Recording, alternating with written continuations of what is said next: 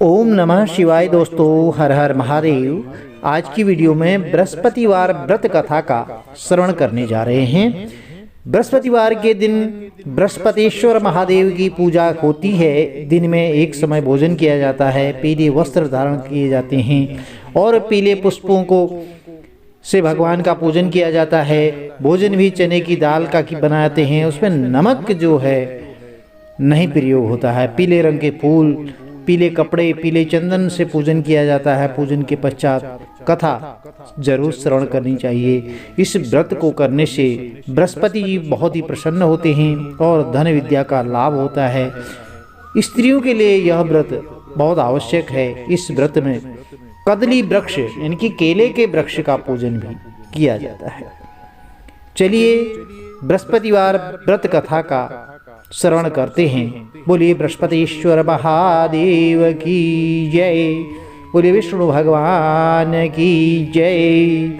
किसी गांव में एक साहूकार रहता था, जिसके घर में अन्न वस्त्र धन किसी की कोई कमी नहीं थी, परंतु उसकी स्त्री बहुत ही कंजूस थी। किसी भिक्षार्थी को कुछ नहीं देती, सारे दिन घर के कामकाज में लगी रहती थी। तो एक समय एक साधु महात्मा बृहस्पतिवार के दिन उसके द्वार पर आए और भिक्षा की याचना की। तो स्त्री उस समय घर के आंगन के को लीप रही थी। इस कारण साधु महाराज से कहने लगी कि महाराज, इस समय तो मैं घर की लिपाई कर रही हूँ, आपको कुछ नहीं दे सकती, फिर किसी अवकाश के समय आना। साधु महात्मा खाली हाथ चले गए। उस दिन के पश्चात वही साधु महाराज फिर आए, उसी तरह भिक्षा मांगी। तो साहूकारनी उस समय लड़के को खाना खिला रही थी। कहने लगी, महाराज क्या करूं, अवकाश नहीं है, इसलिए आपको भिक्षा नहीं दे सकती।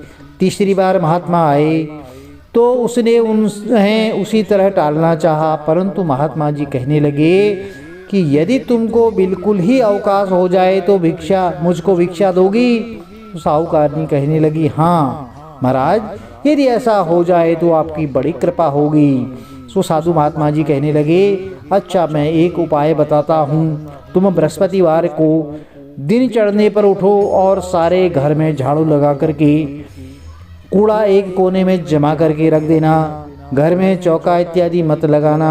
फिर स्नान आदि करके घर वालों से कह दो कि उस दिन सब हजामत अवश्य बनवाएं।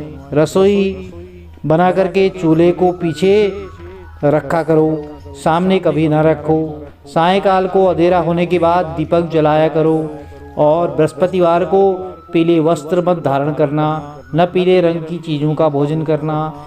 यदि ऐसा करोगी तो तुमको घर का कोई काम नहीं करना पड़ेगा।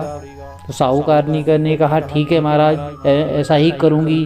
तो बृहस्पतिवार को जो है दिन चढ़े उठी, झाड़ू लगाकर कूड़े को घर में जमा कर दिया।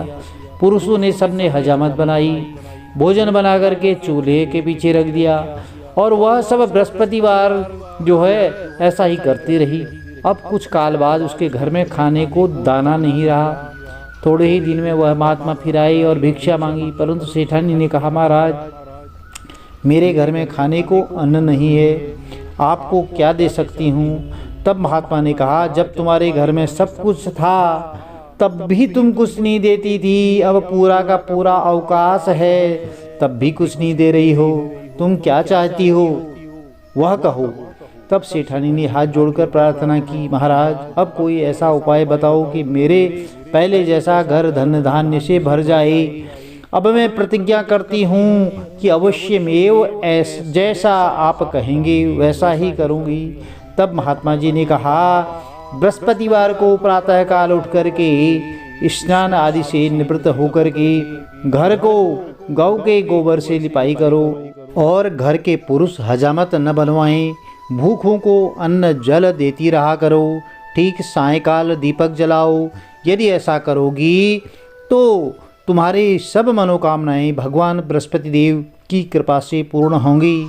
सेठानी ने ऐसा ही किया और उसके घर में धन धान्य वैसा ही हो गया जैसा कि पहले था।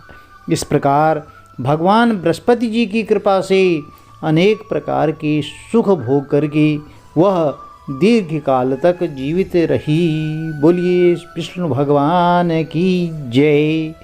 प्रिय भक्तजनों, यदि कथा आपको अच्छी लगे तो चैनल को लाइक कीजिए, शेयर कीजिए, सब्सक्राइब कीजिए और साथ में बेल आइकन अवश्य प्रेस कर दीजिए, जिससे कि आने वाले वीडियोस की नोटिफिकेशन आपको ठीक समय पर मिलती रहे। भगवान श्री हरि विष्णु और माता लक्ष्मी की कृपा आपके कुटुंब में सदैव बनी रहे। हर हर महादेव। जय माता दी। आपका दिन शुभ हो।